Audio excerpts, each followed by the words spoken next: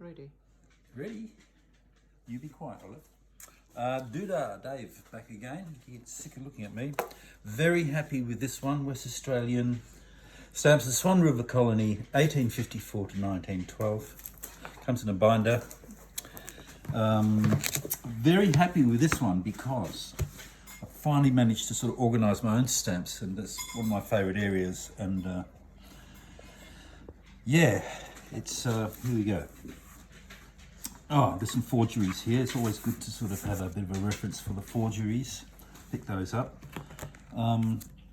Once again, same sort of style as usual in that I've got clear mounts on it, watermark reference, etc. And the four what are they called? Catalogues that people might want to use. That's Stamp World, free and online, most countries, or all countries really. Renix. For the Americans, we've got Scots, and I think most importantly with the colonial stamps is Stanley Gibbons, in that it goes into quite a bit of detail.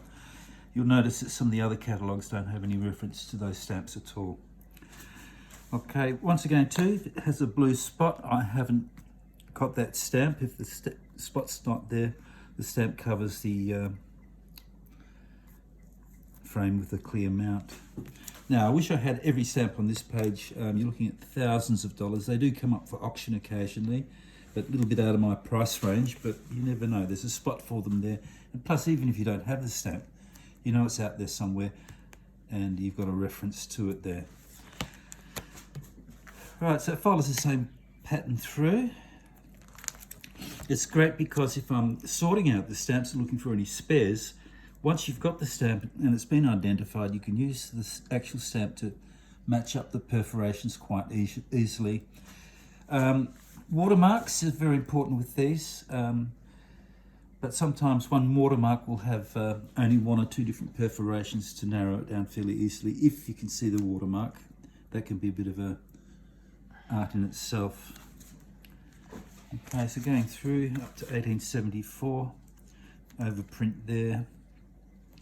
Follows the same sort of pattern here, some more surcharges, and includes the variations and the little description there of the two different variations for this particular penny overprint.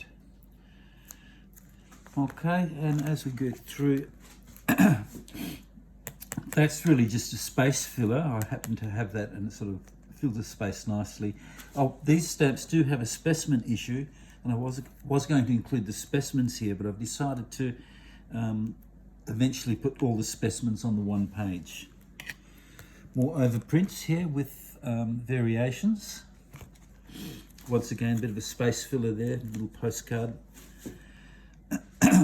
that I haven't sorted out yet, but that is I'm pretty sure it's an inverted watermark for this particular one, which makes it a little bit of a variation. Also, a couple of watermark variations here that I think I just got to check them out thoroughly.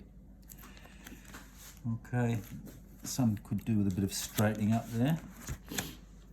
The good thing about these two is one only has two size mounts. They're all pretty much the same for all of the stamps except for a few here and a couple of telegraph stamps later on.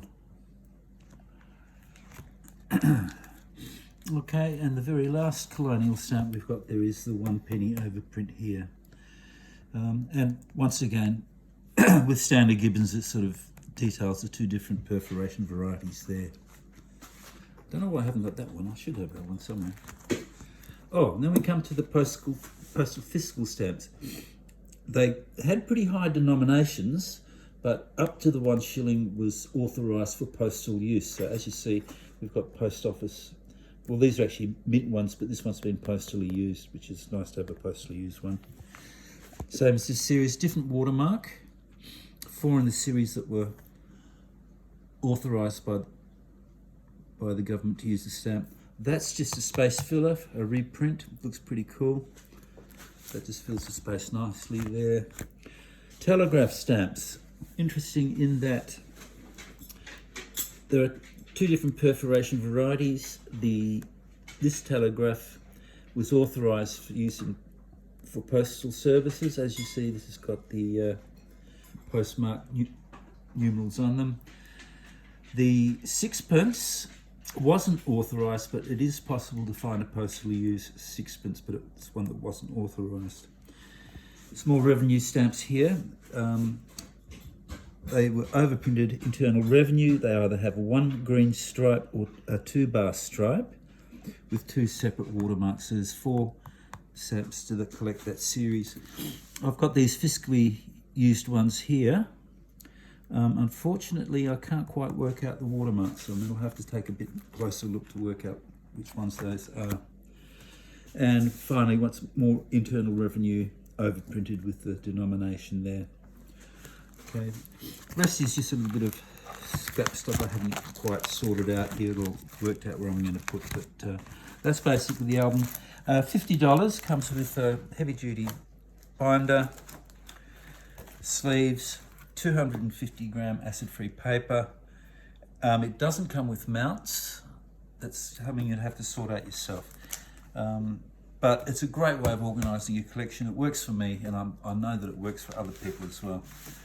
So that's West Australia colonial stamps. Thanks for watching, everybody.